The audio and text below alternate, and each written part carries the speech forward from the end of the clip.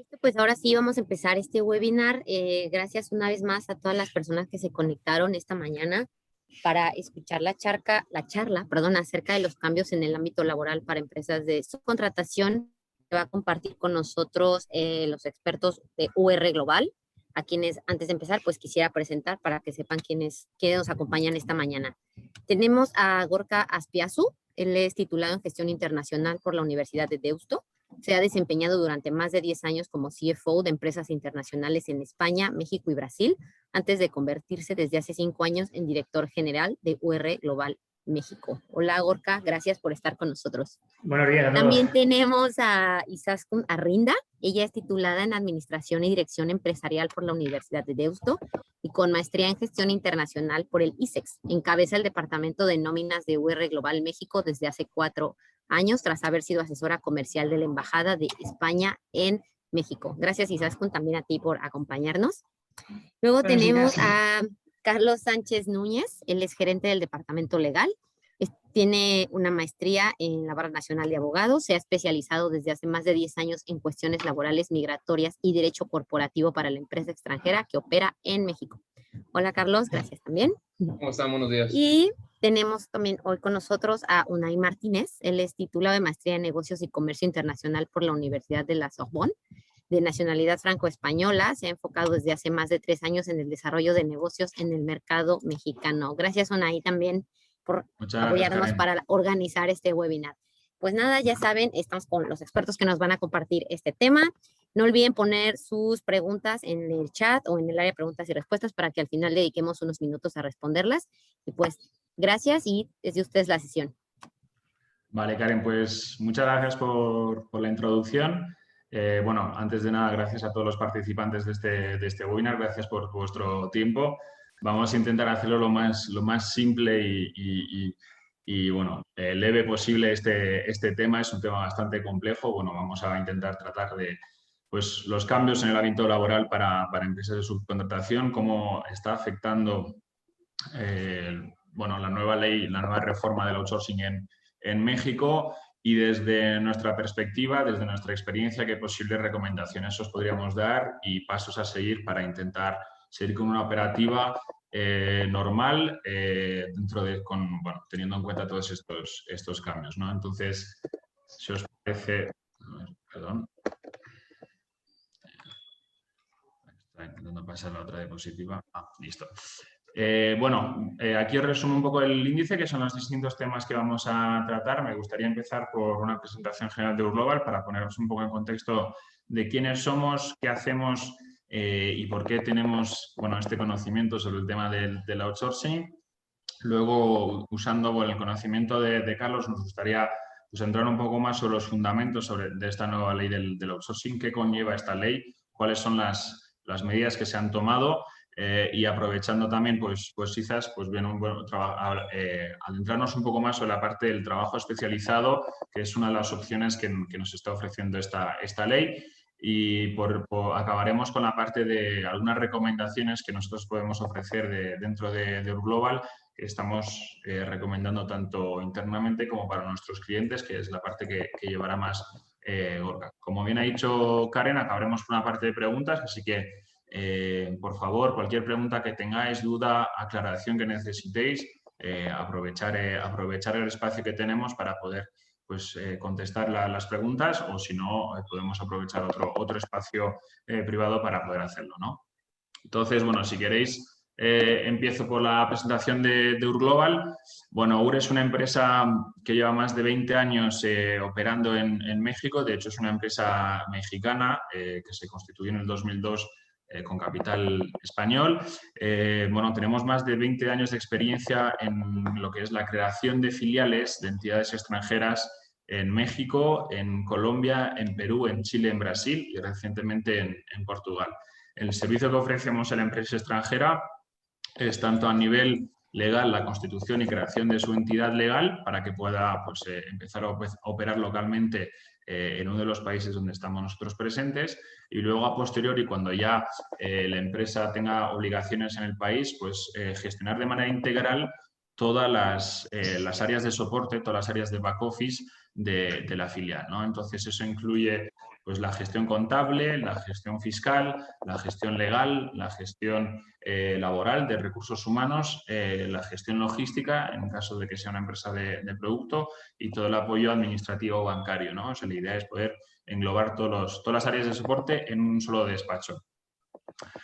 Además de gestionarlos, somos también los asesores de nuestros clientes en esos aspectos, ¿no? Entonces, como asesores, nos debemos estar siempre a día en las distintas legislaciones, regulaciones o cambios de ley, como en este caso a nivel de recursos humanos y a nivel de la Ley Federal de Trabajo.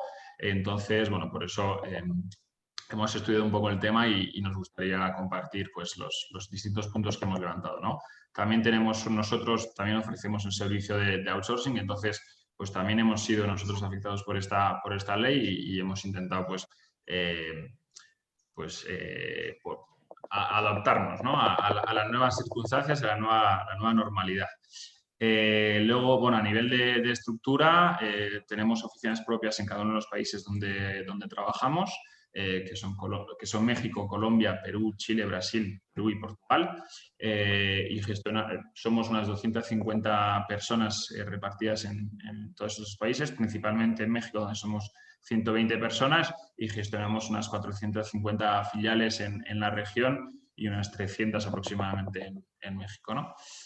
Justo a nivel informativo, bueno, algunas de las empresas que han confiado en nosotros en estos años, varias empresas francesas, como puede ser un Decathlon o un Ibernex o un Dama Energy, y ojalá pues sean muchas más, ¿no? Carlos, te cedo la palabra para que ya nos adentremos a la parte de la ley fundamental de la ley del outsourcing. Muy bien, perfecto. Muy buenos días a todos. Bueno, voy a intentar hacerlo, la verdad, lo más ligero que se pueda. Al final es una reforma, la verdad, bastante integral. Entonces, no solamente se abarca Ley Federal del Trabajo. Han modificado Ley Federal del Trabajo, Ley del Seguro Social, Ley del Impuesto sobre la Renta, Ley del IVA, Código Fiscal. Bueno, para intentar hacerlo un poco más ligero, voy a hacer un pequeño resumen de cuáles son los aspectos más importantes que recoge la reforma. Entonces, si quieres, Unai, avanzamos en la siguiente diapositiva, por favor. Perfecto. Bueno, pues como sabemos, el pasado 23 de abril se hizo oficial el decreto por el cual modifican, adicionan y derogan algunas disposiciones, tanto la Ley Federal del Trabajo como los otros ordenamientos, en donde se intenta regular el outsourcing y, no quiero decir desaparecerlo, pero modificarlo como lo conocíamos.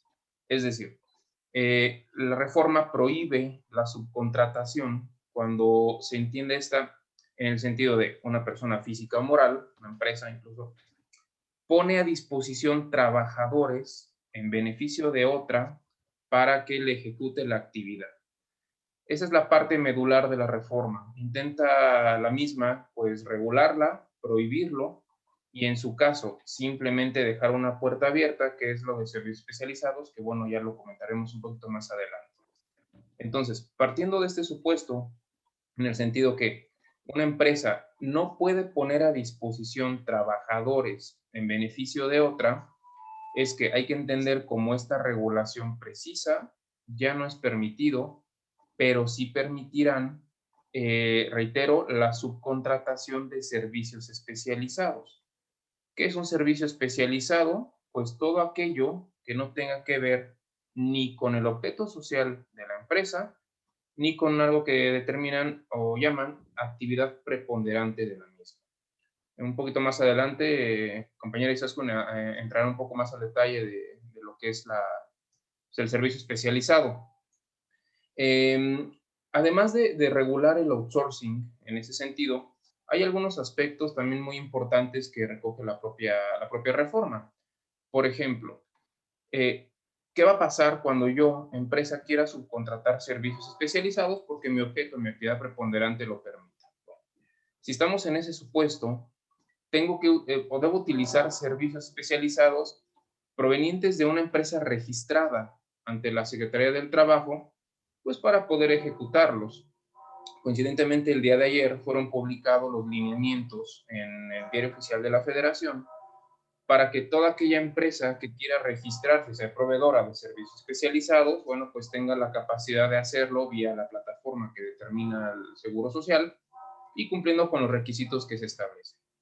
Es muy importante considerar que si quiero seguir utilizando esquemas de subcontratación de servicios especializados o obras especializadas, debo utilizar empresas registradas y a su vez la proveedora debe contar con este registro que, bueno, pues tendrá que ser renovado de forma periódica. Otro tema muy importante que preocupaba mucho, en realidad siempre ha preocupado mucho, incluso antes de la reforma y ahora incluso después, es el reparto de las utilidades. Como sabemos, en México se tiene la obligación de repartir, bueno, la Comisión Nacional de PTU lo determina, pero bueno, a día de hoy es el 10%, se tiene la obligación de repartir el 10% del beneficio de las sociedades entre los trabajadores contratados en la empresa, con ciertos matices. Bueno, antes era un importe, si bien es cierto, sigue siendo el 10%, antes un trabajador podía cobrar N cantidad sin tener ningún tipo de límite. A partir de la reforma publicada en el mes de abril, pues ya se establece un límite. Se dice, si un trabajador, bueno, si una empresa determina PTU y un trabajador realmente lo debe cobrar y excede de 3 meses de salario, ya no lo puede cobrar de esa forma. Ahora existe ese límite de máximo 3 meses de salario. Este es vamos a decirlo, un candado importante que llega a tranquilizar también mucho al sector empresarial, porque, reitero, antes era de forma indefinida, entonces, bueno, se tenía ahí no había un límite. Entonces, un trabajador, si en un ejemplo una empresa podía tener 1 o 2 trabajadores y la empresa reportaba un PTU muy importante, porque en el ejercicio tuvo actividad interesante, los trabajadores cobraban de forma, pues, vamos a decirlo, sin límite, ese PTU. Hoy en día ya no, existe ese límite de 3 meses de salario. Otro tema importante, bueno, como comentaba hace unos momentos, no solamente reforma a nivel del trabajo, sino diversos ordenamientos. No voy a hacer un resumen de todos porque, bueno, van encaminados un poco a que todos estos ordenamientos, esquemas, vayan un poco en match para que se hable de responsabilidad solidaria entre empresa contratante de servicios y empresa prestadora de los mismos. Entonces, reitero, si una empresa quiere seguir utilizando esquemas de subcontratación por servicios especializados y, por ejemplo, no tiene el registro de la proveedora o utilizas un esquema simulado de outsourcing o incluso quiere seguir utilizando esquemas de outsourcing como los conocíamos hasta antes, pues siempre existirá en todos estos ordenamientos esa figura de responsabilidad solidaria, pues para que compartan culpa, vamos a decirlo de esa forma. Y por último, bueno, pues el tema de las multas. Hay diversos factores que las determinarían, poniéndonos en el escenario más grave, que bueno, vamos a decirlo, esto es después de una auditoría, de que la empresa no se defiende, de que se pierde el juicio y lo que sea. Puede haber multas por seguir un esquema de subcontratación, como lo conocíamos hasta antes, de hasta 4.5 millones de pesos, pero reitero, no es que mañana llegue la autoridad y te diga, me debes 4.5 millones de pesos. Reitero, hay que hacer las cosas de forma ordenada, de forma bien, tener un poco de calma respecto a esta reforma. Hay aspectos bastante ambiguos por allí que, pues si bien la misma no los explica, entonces hay que analizar a detalle, analizar bien la peculiaridad de cada uno de los clientes de las empresas, analizar el objeto y en su caso, pues ver qué actividades sí se les permite subcontratar, como lo recoge propiamente la reforma. En términos generales, estos son los aspectos más importantes de esta reforma. En la siguiente diapositiva, mi compañera Izaskun ahondará un poco más en el tema de servicios especializados. Vale. Había unas preguntas de Rob. Si te parece, Rob, te contestamos al final de la presentación. Ahora vamos a centrarnos un poco más a lo que es el trabajo especializado y te dejo la palabra, Izas. Vale, muchas gracias. Bueno, pues como os ha dicho Carlos, se ha prohibido, ¿no?, la subcontratación de personal. Esto sí que ha hecho mucho ruido, pero bueno, hay que ver que todavía hay formas de contratar mediante otra empresa al personal, ¿vale? Entonces, se nos dice que se podrá externalizar la subcontratación de personal a través de servicios especializados que no formen parte de la actividad preponderante ni del objeto social. Como actividad preponderante podemos entender aquella actividad que nos reporte el porcentaje mayor de ingresos, ¿vale?, de beneficio, y el objeto social, bueno, pues aquello que se recoge en la Constitución y acta notarial de nuestra empresa, ¿vale? Entonces, ¿esto quiere decir, no se puede subcontratar? No, se puede seguir subcontratando, solo especializado. Vamos a ver con un ejemplo más claro. Si tenemos una empresa que fabrica autopartes en México, ¿vale?, evidentemente aquellos trabajadores que estén en la plena fabricación de la pieza no podrán ser subcontratados, pero esto no quiere decir que no se puedan subcontratar los servicios de por ejemplo, contabilidad, abogados, limpieza, incluso aquellos de, por ejemplo, calidad, supervisión y demás, solo que tenemos que cumplir, bueno, pues con la legislación actual. En este sentido, será importante definir bien cuál es el objeto social de la empresa. Históricamente en México se han puesto objetos sociales muy amplios. En este caso de la empresa de fabricación de autopartes, probablemente el sujeto social tendrá fabricación, comercialización, transporte, importación. Entonces, bueno, será importante poder acotarlos para poder después subcontratar mediante empresas especializadas, ¿vale? Entonces, en un global, ¿qué alternativa estamos viendo para poder seguir con estos esquemas de externalización del personal? Bueno, pues contar con empresas especializadas en distintos rubros. Contaremos con una empresa comercial y de marketing, pues bueno, para todos aquellos consultores de empresas de publicidad, de marketing, incluso directores comerciales, vendedores en tiendas, en Palacio de Hierro y bueno, pues un poco este tipo de trabajadores. Después contaremos con una empresa centrada en tareas industriales, por ejemplo, pues la supervisión o los servicios de calidad de aquella empresa de autopartes de la que ya hemos hablado. Otra tecnológica, pues bueno, para consultores en temas de desarrollo de webs, de aplicaciones, más, bueno, pues un poco en ese ámbito. Y otra para Office o tareas de back office, ¿no? Contratación de personal administrativo, de personal de abogados, contadores y, bueno, pues un poco estos temas. Entonces, ¿se podrá subcontratar? Sí, pero siempre con empresas especializadas y que estén dadas de alta en el registro correspondiente. Tal y como decía Carlos, ya no solo nos exponemos a las multas elevadas, sino que también corremos el riesgo de que esas facturas de subcontratación la autoridad las tome como un no deducible, impactando directamente en el resultado y, bueno, en el cálculo de impuestos de nuestra empresa, ¿vale? Otro claro ejemplo en el que solemos encontrarnos, ¿no?, es aquellas empresas que, bueno, en México históricamente cuentan con dos sociedades. La primera sociedad tiene todo el tema comercial, contratos con sus clientes y desarrollan la actividad. Y después tienen una segunda sociedad donde tienen todo el personal. Nos dicen, ¿podemos dar de alta esta empresa como empresa especializada? A nuestro entender, no. ¿Por qué?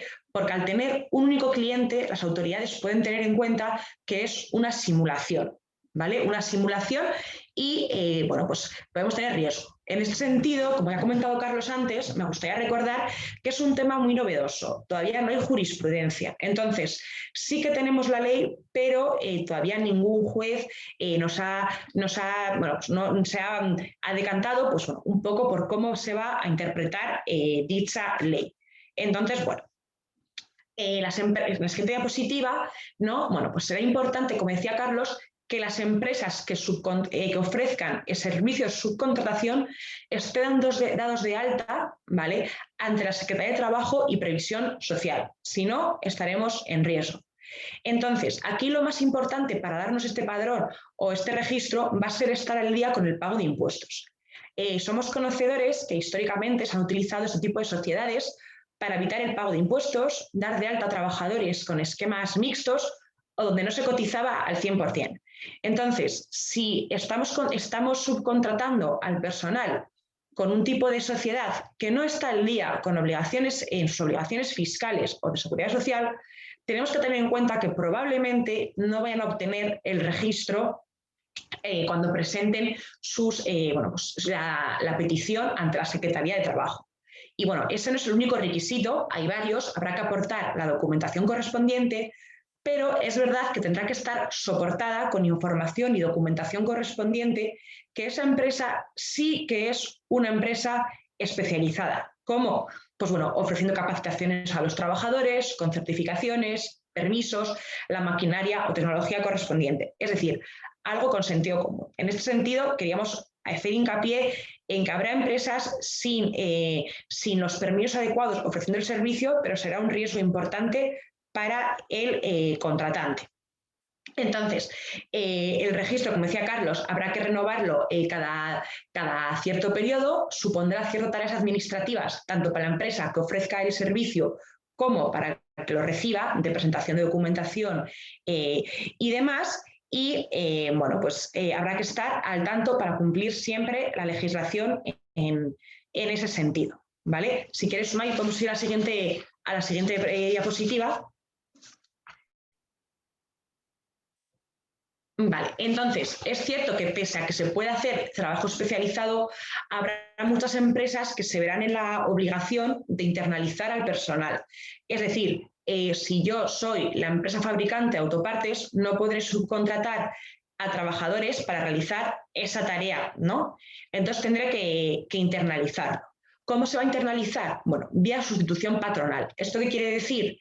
Que se va a adquirir el pasivo generado por el trabajador durante la relación contractual previa. Esto va a beneficiar al trabajador en sus aportaciones a la Seguridad Social Infonavit, pero la empresa debe ser conocedora que en caso de liquidación del trabajador se mantendrá la antigüedad previa y habrá que indemnizarle desde la fecha de inicio, no en la nueva sociedad, sino en la antecedente. Y bueno, como comentaba Carlos, también habrá ya la obligación del pago de la PTU, el 10% del beneficio antes del beneficio de impuestos, ¿vale? Que se reparten entre el total de trabajadores a excepción del director general, pero se ha topado a 3 salarios brutos mensuales. Aquí me gustaría hacer otro matiz, o bueno, como estamos viendo en México, los últimos años se ha endurecido bastante todo el tema en materia laboral. Y para poder contratar sí que tenemos que tener al día la sociedad, bueno, pues eso es, en materia laboral. Entonces, será importante contar con las comisiones mixtas, con un reglamento interno, es decir, que tengamos la sociedad a punto para poder contratar. Desde Eurglobal también nos podemos apoyar con pues bueno, estos servicios y demás. Entonces, bueno, un poco este ha sido el resumen que hemos querido hacerlo, Carlos, y un poco por encima, sin entrar mucha profundización. Os dejo con Gorka Espiazu, director general de Eurglobal México, para que os haga sus recomendaciones y ya después vamos con las preguntas. Bueno, buenos días primero a todos. A ver, recomendaciones. Como ya ha dicho tanto Carlos como Izaskun, esto es una reforma, es una ley nueva que ha salido o acaba de salir, y como fue la reforma del 2015, hasta dentro de un año no se sabrá realmente el impacto que va a tener en la sociedad y las empresas que utilizamos o damos servicio de subcontratación a diferentes clientes, ese tipo de clientes. ¿Por qué? En 2015 hubo una reforma en la cual pues, todas las empresas de un mismo accionista, mismo socio, tenían que repartir su PTU entre todos los trabajadores, y las sentencias que salieron fueron en contra de ellas. El Código Civil está por encima del Código Laboral y echaron para atrás. ¿Qué quiere decir con esto? Que no sabemos la autoridad cómo va a defender o cómo va a aplicar esta norma hasta dentro de varios meses, incluso hasta dentro del año. Lo que sí, nuestra recomendación, la principal, es no tomar ninguna decisión precipitada, no tener estrés anticipado. ¿Hay que hacer modificaciones? Seguramente, pero cada cliente, cada tipo de cliente es un mundo, tendrá que tomar decisiones diferentes a una que puede ser que tengan la misma actividad que ella, pero su objeto social diga otra cosa. Por ejemplo, una empresa que se dedica a, no sé, a fabricar troqueles, pues si tiene planta de troquelería, pues es lógico que los trabajadores tengan que estar subcontratados, contratados en nómina propia. Pero esta empresa, a su vez, sí podrá contratar empresas de logística, sí podrá contratar empresas de back office, sí podrá contratar abogados, porque al final es un servicio especializado que en su objeto social no tiene por qué hacerlo, ¿vale? Esta reforma salió, bueno, esta norma salió el decreto el 26 de abril de 2021, y todas aquellas empresas prestatarias de outsourcing tendremos 90 días para regularizar la situación. ¿Cuál es la regularización? Como decía Carlos, pues habrá que presentar el correspondiente informe ante la autoridad, decir que prestamos servicios especializados y, en cualquier caso, ir viendo empresa por empresa en qué situación está, qué alternativas puede haber y, al final, como todo, qué riesgo queremos asumir para evitar posibles sanciones. Tal como comentaba yo la semana pasada con un grupo de clientes que están todos estresados por el tema de esta reforma, al final no sabemos si, aun contratando a todo el personal en nómina propia, estamos salvados de cualquier riesgo o peligro ante la autoridad. En teoría sí, pero como no sabemos cómo va a actuar la autoridad, tampoco vamos a decir que es la solución óptima, ¿vale? Entonces, sí es importante, como decía Izaskun, aquí hay que valorar, uno, qué tipo de sociedad tenemos, si es una sociedad productora, si es una sociedad de servicios, si es una sociedad con dos sociedades que en su día se creó para el tema del PTU, que luego comentaremos. Segundo, ver si efectivamente estamos en la obligación del 100% tener que internalizar, y si es así, habrá que valorar también el coste que supondrá esta decisión. ¿Por qué? Porque primero tienes que pagar el 100% de toda la nómina en tu propia nómina, por vaga de abundancia. Dos, tendrás que asumir el 100% del pasivo laboral que a día de hoy tengan los trabajadores en la subcontrata que puedan estar. Tres, a partir de ahora eres tú el responsable primero de cualquier posible contingencia laboral. Cuatro, tendrás que hacer frente a todos los gastos que puedan venir ahora, que será la realización de comisiones mixtas, reglamentos internos, sindicatos y demás obligaciones que te pueda generar tener el personal en propia nómina. Por eso quiero decir que la decisión que se vaya a tomar sea con cabeza, con tiempo, no de hoy a mañana. Tenemos semanas, incluso un par de meses o varios meses, dependiendo del tipo de sociedad, para tomar una decisión u otra, ¿vale? Por ejemplo, el tema del PTU, en su día efectivamente se crearon las segundas sociedades para no el pago del PTU, y es riesgoso siempre y cuando se utilizó para ello. Pero puede haber una segunda sociedad que no tenga el objeto social igual al primero y, a su vez, pueda prestar servicios aparte de la principal a varios clientes. Se puede, entre comillas, desglosar el negocio, pues el servicio lo presto a la principal, pero podemos dar un servicio de logística o de back office o de seguimiento a varios clientes que tiene la principal, y de esa forma te puedes, entre comillas, salvaguardar un poco ese riesgo. Pero, como decía, esto hay que revisar con calma, cliente a cliente, causa a causa, porque, como digo, no sabemos la autoridad a dónde va a ir. Está claro que la autoridad quiere es que todo el mundo cobre bien, que todo el mundo esté al 100% de alta de la seguridad social, pero no creo que vaya a entrar a revisar el 100% de las empresas que demos servicios de subcontratación al resto de clientes. O sea, es imposible. O sea, no hay forma humana de que la autoridad nos pueda revisar a todos. Y, resumiendo, recomendaciones: calma, tranquilidad, ninguna decisión rápida, estresada, porque no vamos a saber lo que va a hacer la autoridad, y cualquier cosa que vayamos viendo, nosotros siempre vamos a plantear 2, 3, 4 opciones, y al final el riesgo que creemos que a día de hoy está absorbiendo, os diremos cuál es. ¿Que todo el mundo quiere internalizar y desaparecer el riesgo? Yo no las tengo conmigo.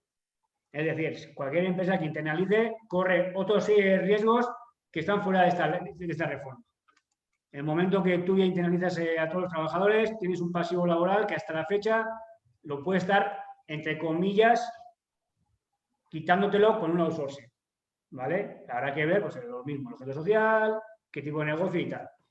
Entonces, recomendación: calma, calma. O sea, no hay otra forma a día de hoy de ver la ley, porque esta ley viene de hace tiempo, que quería ponerla, que tal, que vamos a estar todos fiscalizados, que van a tener que pagar todos una multa espectacular por no cumplir. Hasta dentro de un año que haya sentencias, haya amparos y haya resoluciones, la verdad que no van a saber cómo va a salir de todo esto. ¿Vale? Ahora, si quieres, Unai, haz una pequeña resumen y vamos con las preguntas que pueda haber, que hemos tenido interesantes. Sí. Pues si quieres, Karen, podemos empezar con la parte de las preguntas. Bueno, por nuestro lado, Eso es todo. Como bien dice Gorka, al final hay mucho, esta ley todavía es espesa, todavía no tenemos toda la claridad del mundo y vamos a tener que analizarla caso por caso, ¿no? Entonces, bueno, aquí os voy a dejar nuestros datos, tanto el mío, tanto mis datos como los de Gorka. Entonces, cualquier pregunta que tengáis y cualquier consulta que tengáis, pues un poco más en profundidad, un poco caso por caso, por favor, hacérnosla llegar y en conjunto con Karen y con la Cámara Franco-Mexicana, pues con gusto os apoyamos a contestarlas. Entonces, bueno, Karen, como tú quieras, si quieres las leo yo las preguntas o las lees tú dime. No, aquí estamos.